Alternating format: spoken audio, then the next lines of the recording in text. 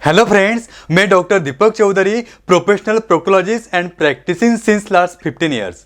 दोस्तों, क्या आप जानते हैं कि दुनिया के आधे से ज़्यादा आबादी पेट की बीमारी से यानी कॉन्स्टिपेशन से परेशान, और इस आंकड़ों में सबसे ज़्यादा परेशान अगर कोई है तो वह है आज की युवा पीढ़ी।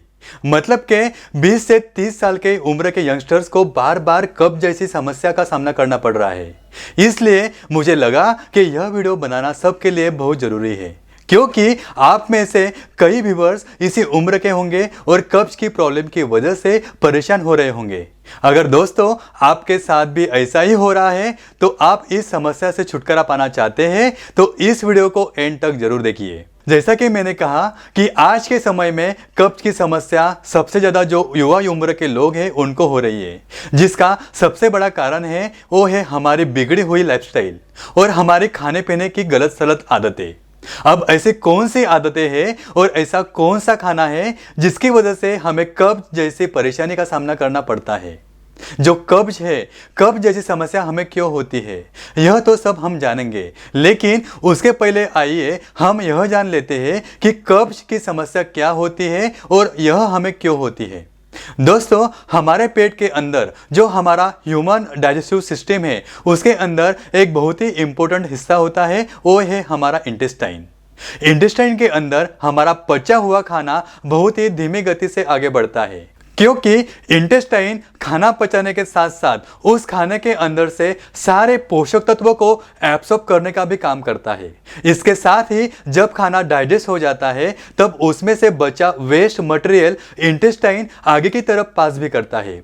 लेकिन इस प्रोसेस के अंदर इंटेस्टाइन में खाने के कुछ अनहेल्दी और अनवांटेड पार्ट चिपक जाते हैं और वहीं पर अटक जाते हैं, जिस वजह से वेस्ट मटेरियल जल्दी जल्दी आगे नहीं बढ़ पाता है, जिससे हमारा इंटेस्टाइन ब्लॉक हो जाता है। टॉयलेट को जाने की इच्छा नहीं होती है, टॉयलेट के लिए प्रेशर नहीं आता है और हमारा पेट भारी भारी सा लगने लगता है। पेट के इसी समस्या को हम कब्ज यानी कॉन्स्टिपेशन कहते हैं। दोस्तों, यह तो हमने जान लिया कि कॉन्स्टिपेशन क्या होता है। अब आइए हम यह भी जान लेते हैं कि कॉन्स्टिपेशन क्यों होता है। खासकर युवाओं को कॉन्स्टिपेशन होने की वजह क्या है। दोस्तों, इस बात का जवाब जानने के लिए हमें अपने खाने के थाली की तरफ ध्यान देना चाहिए। मुझे बताइए, क्या आपको रोज burger, pizza, sandwich, noodles, frankie, cake, samosa ऐसी टेस्टी चीज़ें खाना पसंद है?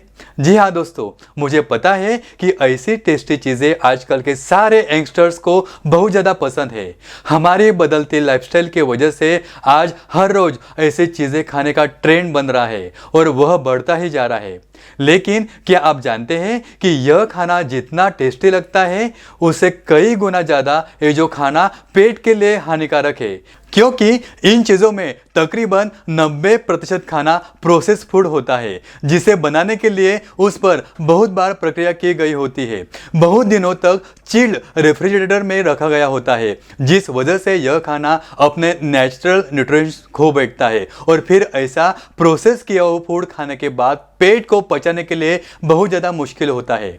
देखिए, हमारा घर का बना फ्रेश इंडियन फूड जो होता है वह पचाने के लिए जितना समय लगता है उससे लगभग 70% to 80% ज़्यादा समय यह खाना पचाने के लिए लगता है। तो सोचिए दोस्तों, अगर खाना पचाने में इतना समय लग सकता है तो उस खाने में से हमें कब्ज की समस्या कैसे नहीं होगी।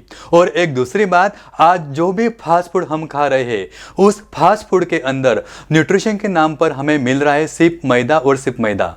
और दोस्तों, यह मैदा पचने में बहुत ही हार्ड होता है। और दूसरी बात, मैदे से बनी चीज़ें हमारे पेट के अंदर चिपक कर रह जाती है। हमारा जो इंटेस्टाइन रहता है, इंटेस्टाइन में जल्दी से आगे नहीं बढ़ पाती है, जिस वजह से पेट में कब्ज की स्थिति बढ़ जाती है। और दोस्तों, अगर आप कब्ज होने के बाद भी बार बार फास्ट फूड खा रहे हैं, मैदे से बनी चीज़ें खा रहे हैं, तो दोस्तों आप टेस्ट के नाम पर सिर्फ ऐसी चीज़ें खा रहे हैं कि जिनका आपके शरीर के लिए फ़ायदा कम और नुकसान ज़्यादा है।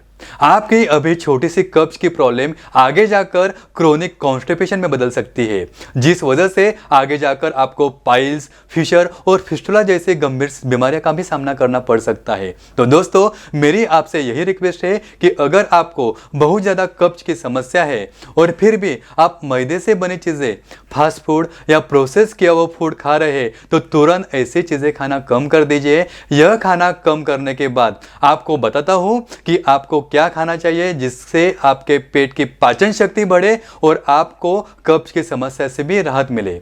दोस्तों, कब्ज की समस्या से अगर हमें निपटना है तो हमें हाई फाइबर वाली चीजें खानी चाहिए, क्योंकि फाइबर ना ही सिर्फ हमारे डाइजेशन को सुधारता है बल्कि हमारे कब्ज की समस्या को भी दूर करता है।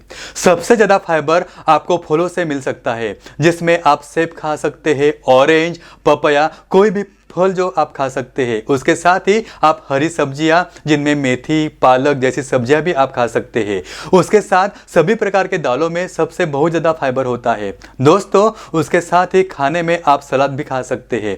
यह सब खाने के साथ आपको अपने लाइफस्टाइल में कुछ चेंजेस भी लाने जरूरी है, जैसे रोजाना एक ही समय पर आपको खाना खाना है, हर रोज थोड़ी देर तक एक्सरसाइज करना है, रात को सही समय पर सो जाना है और कम से कम 8 घंटे की नींद लेना है। याद रखिए दोस्तों, खाना खाने के तुरंत बाद हमें सोना या एक ही जगह पर बैठना नहीं है, हमें कम से कम 200 फुट स्टेप्स चलना ही चाहिए। दोस्तों, अगर इतना करने के बावजूद आपको अपनी कब्ज की समस्या से समाधान नहीं मिल रहा है तो आपको किसी अच्छे प्रोक्टोलॉजिस्ट से कंसल्ट करना चाहिए।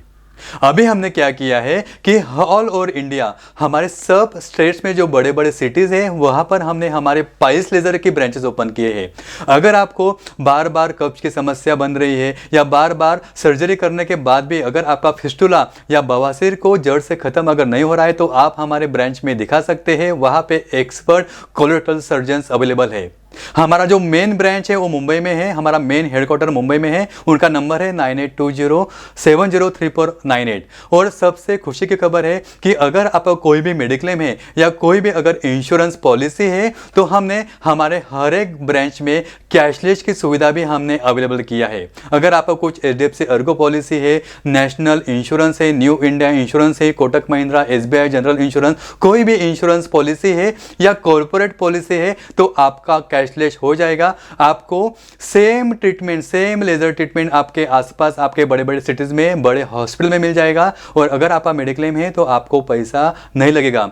मेरे पास ऐसे भी बहुत सारे पेशेंट्स आते हैं कि सर मुझे ये जो लेजर ट्रीटमेंट करना है लेकिन मेरे पास पैसा नहीं है, तो अभी हमने सब हमारे ब्रांचेस में जीरो कॉस्ट EMI सिस्टम भी हमने अवेलेबल किया है। आप हर महीना 2000-3000 देकर भी ये जो लेजर ट्रीटमेंट आप कर सकते हैं। अगर आपको डायरेक्टली मुझसे बात करना है तो आप मुझसे डायरेक्टली वीडियो कंसल्टिंग भी करना है। डॉक्टर दीपाली से बात करना है, डॉक्टर शिखा से बात करना है, डॉक्टर अनुराग से बात करना है। नंबर है 9820703498।